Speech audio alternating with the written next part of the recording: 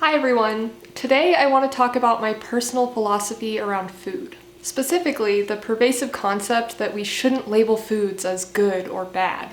To start, I have a few disclaimers. First, I am not a registered dietitian, nutrition expert, or specialist in ED recovery, but I will try my best to back up my opinions with reason and scientific evidence. Second, I reference doctors who I respect. However, I do not look to any one nutrition expert as my guru. I recognize that any one expert could be wrong about some things, as they're only human. And third, I believe that nutrition is incredibly important, especially when it comes to prevention. But when it comes to treatment, it should be viewed as complementary to modern medicine, not as a substitute for modern medicine. Diet is not a cure-all. And my fourth disclaimer, while I'm ethically opposed to consuming animal products, I was drawn to veganism after I had cut out most animal products for health reasons. I had no bias for believing that animal foods were unhealthy. I was convinced by the science. For the majority of this video, I'll be talking about animal products from a health standpoint only. I'll discuss why I don't consider animal products food at the end. This concept that we shouldn't label foods as good or bad arose from the ED recovery community.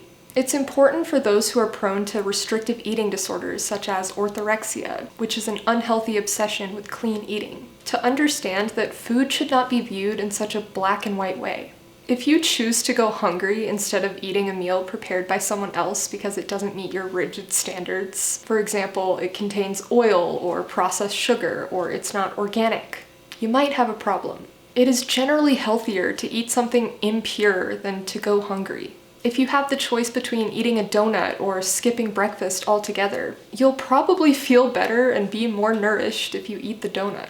When it comes to nutrition, there aren't hard rules. As Dr. Michael Greger says when he's asked if a particular food is healthy. Compared to what? In some scenarios, a food that is generally labeled as bad is actually healthy. In the case of the orthorexic person, it's healthier to enjoy that meal at a restaurant with friends than it is to skip it and wait till they get home at 10 p.m. to make something healthier. In a survival situation, it's healthier to eat meat than nothing. I agree that food shouldn't be viewed in such a black and white way, because whether or not a particular food is a healthy choice depends on the context. However, I've started to notice that this concept of no bad foods has been bastardized. Any labeling of food that is synonymous with bad, such as junk, crap, or even unhealthy, is deemed problematic by some people, particularly those in the health at every size movement. This is where I strongly disagree. Instead of insisting that we throw out the rules and stop categorizing food as healthy or unhealthy, why can't we just acknowledge that there are exceptions to the rules? I find it so ironic when people say they don't follow any food rules and reject all dietary labels. Labels are a part of language. You can't escape them. It's like Unnatural Vegan putting out a video titled "Anti-Capitalism is Anti-Vegan" and then claiming she doesn't have a political ideology. Yes, you do. Even the fuck it diet is a diet. Caroline Dooner's prescription is to eat whatever you want. Trust that your body knows what it's doing. Whether she admits it or not, this is a food rule. And there are subconscious rules that every single one of these anti-dieters follow, despite arguing vehemently against food rules. Puppies and kittens are off the menu, but we'll save that discussion for later. Anyway, the reason this bothers me so much is that the majority of people do not have restrictive eating disorders, and there are very few contexts where the only option for breakfast is a donut. The vast majority of people in the West are consuming too much junk food and too little whole plant foods. And yes, this includes thin people. Only 7% of Americans eat enough fiber. The leading cause of death is heart disease by a large margin, which is caused by eating too much saturated fat. Of the top 10 causes of death, the majority are caused by poor lifestyle habits, diet playing the biggest role. Therefore, it seems reasonable and valid to label foods as generally good or bad, because it's a scientific reality that certain foods are health-promoting while others are disease-causing. The problem with diet culture is that people often mislabel good foods as bad and bad foods as good, based on pseudoscientific claims. For example, gluten is often labeled bad, whereas meat is labeled good. Obviously, for someone with celiac disease, gluten is bad, but generally speaking, whole wheat bread belongs in the good category. And generally speaking, meat belongs in the bad category. It is certainly of poor quality compared to plant-based protein sources like quinoa or tofu. I agree that fear-mongering about chemicals in food that are hard to pronounce is silly because organic broccoli is made up of chemicals that are hard to pronounce. But I wouldn't consider it fear-mongering to point out that meat and dairy cause cancer and heart disease, considering there is substantial evidence to back this up. The World Health Organization has classified processed meat as a Class 1 carcinogen. The consensus among cardiologists is that saturated fat causes heart disease. A cursory Google search will show articles, even from scholarly sources, that argue the contrary. But the science on this has been settled for a while. Science is ever evolving, and new discoveries can lead to paradigm shifts. But science doesn't flip-flop back and forth. We don't just go from having solid evidence of something to having solid evidence to the contrary. We understand the mechanisms by which saturated fat causes heart disease. Arguing that it doesn't is like arguing that tobacco doesn't cause lung cancer. Just know that there are clever ways to manipulate data, and the tobacco industry was able to continue raking in profits for decades by creating doubt in the minds of consumers by insisting the science isn't settled. Anyway, fear-mongering implies exaggeration, and it's not an exaggeration to classify these foods as unhealthy. I don't like this messaging of everything in moderation, it's all about balance, because it's too vague. It leads people to believe they're healthier than they actually are, lulling them into a false sense of security. People tend to have an optimistic bias and incorrectly assess their diet and lifestyle as closer to the ideal. When surveyed, people report smoking and drinking less than they do and eating healthier than they do. Vague messaging about moderation is popular because people love hearing good things about their bad habits. Moderation is left open to interpretation. Advocates against labeling food will argue that you can have too much of a good thing, even water. But note the wording, too much of a good thing. They're acknowledging that water is in fact good for you. Here's an excerpt from a blog post that advocates against food labeling. All foods should be eaten in moderation. All food is fuel for our bodies. There is no good food, bad food distinction. All food is good because all food nourishes our bodies. People are not out here dying from drinking too much water and eating too much broccoli. People are dying from eating too much meat and refined carbs. Sure, diversity and balance are very important when it comes to diet, but certain categories of food should be eaten in moderation, whereas other categories should be eaten in abundance. If you fail to convey this, people are going to think that bacon and hot dogs are just as much a part of a balanced diet as kale and lentils. And people are going to think that their diet must include animal products to be considered diverse or balanced, which is a misinterpretation of the science. By classifying all food as simply fuel, you're downplaying the harm of certain foods. It's very important to understand that the dose makes the poison. Bacon and hot dogs can be consumed in such moderation that they're not a detriment to your health. But let's discuss what moderation actually means. It is the scientific consensus that our diets should be centered around whole plant foods, including fruits, vegetables, whole grains, legumes, nuts, and seeds. According to the research on longevity, 90% of your diet should consist of whole plant foods if you want to minimize your risk of disease. The other 10% doesn't seem to matter much in terms of health outcomes. This 90% figure refers to calories, not volume. Based on a 2,000 calorie diet, 1,800 calories should come from whole plant foods, which leaves room for only 200 calories from animal products or refined foods such as oil or sugar. Let's put that into perspective. The average American consumes 77 grams of added sugar per day. That's around 300 calories. On top of that, the average American consumes about 4 ounces of meat per day, which is roughly 250 calories. And on top of that, the average American consumes 40 pounds of cheese per year, which is around 160 calories per day. And on top of that, you would have to calculate calories from refined carbs such as white bread, white pasta, and white rice, oil, and other dairy products. Based on my crude math, the average American is consuming well over 1,000 calories a day from non-whole plant foods. That is not good. Bad, you could say. Regarding the 10% leeway, you should consider that not all bad foods are equally bad. Just as you should diversify the good, it's smart to diversify the bad. You probably shouldn't be consuming 200 calories from bacon every single day, considering it's a class 1 carcinogen. This is why I appreciate Michael Greger's traffic light system for categorizing food. I highly recommend his video breaking down this concept, which I'll link below.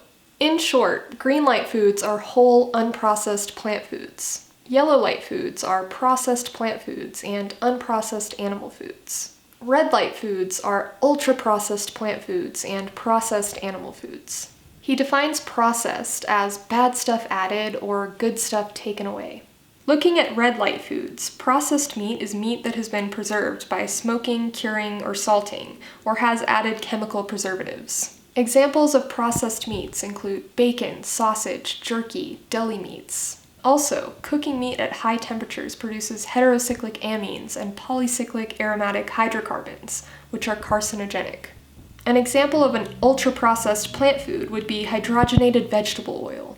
Bad stuff is added via the hydrogenization process, and although it's derived from vegetables, all the good stuff, the fiber and nutrients, are taken away. Green light foods should be eaten in abundance with diversity. Yellow light foods should be limited and used to promote the consumption of green light foods. For example, oil would be considered a yellow light food. If you find Brussels sprouts completely unappetizing unless they're roasted with oil, use oil. Red light foods should be typically avoided. He acknowledges that there are exceptions to these rules, and that eating red light foods on special occasions won't result in negative health outcomes. He also describes foods as having an opportunity cost. Yellow light foods may not be terribly unhealthy, but when consumed in excess, they fill up space in our stomach for foods that are highly nutritious and health promoting. I find this categorization of foods to be incredibly sensible, and I have yet to hear a convincing argument for how this advice promotes disordered eating. From my experience, and there's data to back this up, when you focus on whole plant foods, intuitive eating becomes effortless. I pretty much eat whatever I want whenever I want, and however much I want. I don't feel restricted because my gut microbes crave these healthy green light foods. But if you're currently following the standard American diet and you're craving French fries and ice cream all the time, your intuition is broken. Your gut microbiome is out of whack. You can get to a place where you crave healthy foods and have little desire for unhealthy foods most of the time, but it will take some time to adjust. I highly recommend the book Fiber Fueled by Will Bulsiewicz to learn all about the microbiome and how to reprogram your gut to work for you rather than against you. I believe that mindful intuitive eating should be the goal. You shouldn't have to exert tons of self-discipline for the rest of your life to maintain your health, but you may have to exercise restraint at times. I personally don't count calories, so I don't know exactly what percentage of my diet consists of whole plant foods. But with the knowledge that 90% is ideal, I keep the focus on whole plant foods when I make my grocery list every week. I agree with a lot of the sentiments coming from the anti-diet culture crowd. Obsessive calorie counting and focusing on your weight can be incredibly detrimental to your mental health. The weight loss industry can certainly be predatory and lead to disordered eating. There are a lot of shitty, stupid diets and weight loss protocols out there. Our cultural obsession with weight is dangerous because not only is it stigmatizing to those who are prone to carrying extra weight, it also leads thin people to assume they're healthier than they are because they're at a healthy weight. But what is often left out of the conversation in these circles is how much money the processed food industry makes, and how this directly plays into diet culture. There would be no predatory weight loss industry if there was no processed food industry selling us crap that fucks with our body's natural satiety cues. The reason it's so much easier to maintain a healthy weight eating a whole foods plant-based diet is that fiber makes you feel full. Foods such as legumes release satiety hormones that tell you to stop eating. Processed foods do the exact opposite. They release hormones that tell you to keep eating. So why are you directing all of your anger at the weight loss industry? Why not direct your anger at the processed food industry that created the weight loss industry? This no bad foods rhetoric is playing right into their greedy fucking hands. The freaking CEO of Frito-Lay is watching your anti-diet culture TikToks like, yeah, no bad foods, keep saying that. If you think eating 90% whole plant foods is impossible or deeply unappealing, you don't have to view it as all or nothing.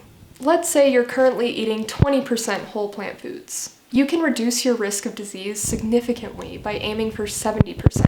90% is the target for reducing your risk to the fullest possible extent, according to the Blue Zone studies. Unfortunately, this target is not very accessible to a lot of working class people with time constraints. It's not simply a matter of personal responsibility. We need policy change to make eating healthy easier.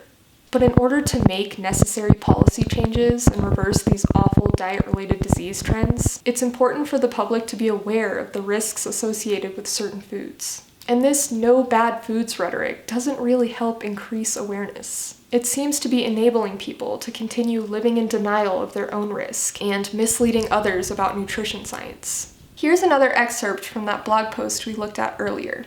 What is the alternative to the good food, bad food mentality? The idea that food is fuel, that all food will nourish the body, and that variation and moderation are important keys to nourishing the body well. In order to break free from this mentality, we must change our language around food. Pay attention to whether descriptions of food are positive or negative. Counteract the many messages from the media by saying in response, "Food is fuel." Remember that no matter what you are eating, it is providing nutrients for your body. All food is good food, so bon appetit. Restrictive eating disorders are terrible, but so are diet-related diseases like heart disease, diabetes, and cancer.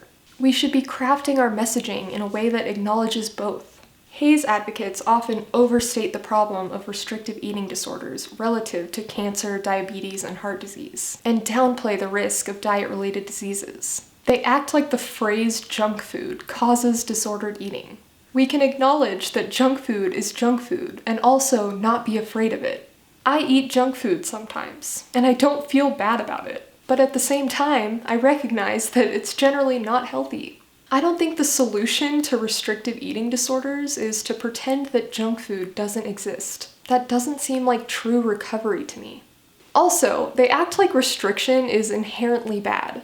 Sometimes my husband will want a soda or beer, but he'll exercise restraint because he knows there are negative health consequences to having too much sugar and alcohol. Restriction is only a problem when it becomes a problem. Are you losing too much weight? Are you malnourished? Is your mindset around food interfering with your daily life or affecting your relationships? Another argument I hear is that if you label certain foods as bad and make bad foods off limits, they become more enticing and you crave them more.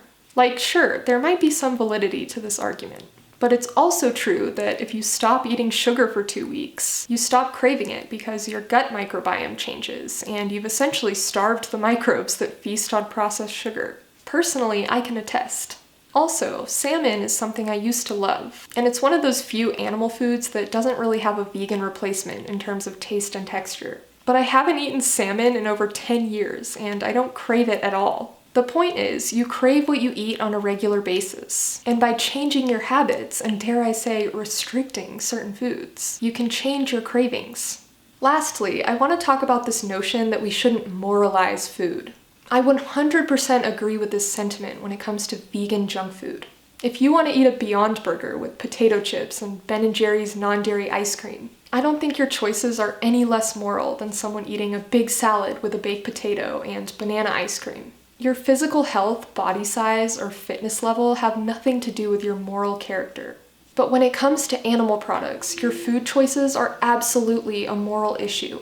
An animal was brutally tortured and needlessly slaughtered for you to have that ham sandwich. Please educate yourself on what goes on in the animal ag industries, and stop saying ignorant bullshit about how vegans are problematic for moralizing food. You're the one being problematic. Stop using sensitivity around eating disorders as a shield from criticism for your participation in animal suffering.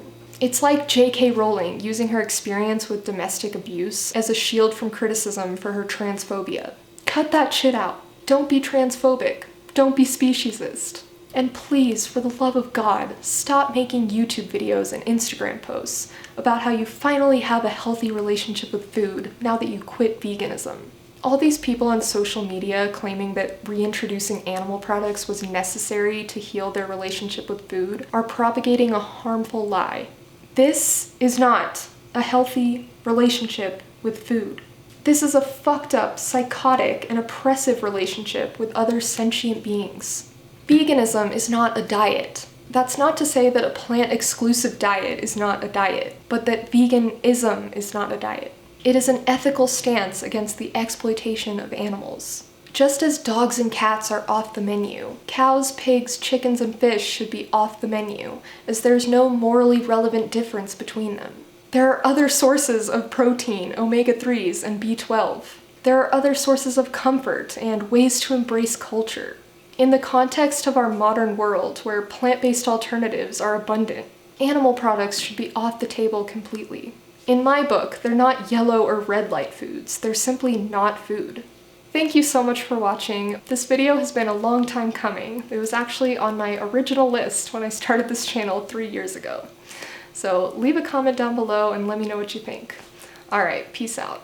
Yo, how when me eat them, I wonder when me eat. When me tell them say me nah eat no fish, nah no meat now. How when me eat them, I wonder when me yam. When me tell them say that I'm a vegan man. How when me eat them, I wonder when me eat. When me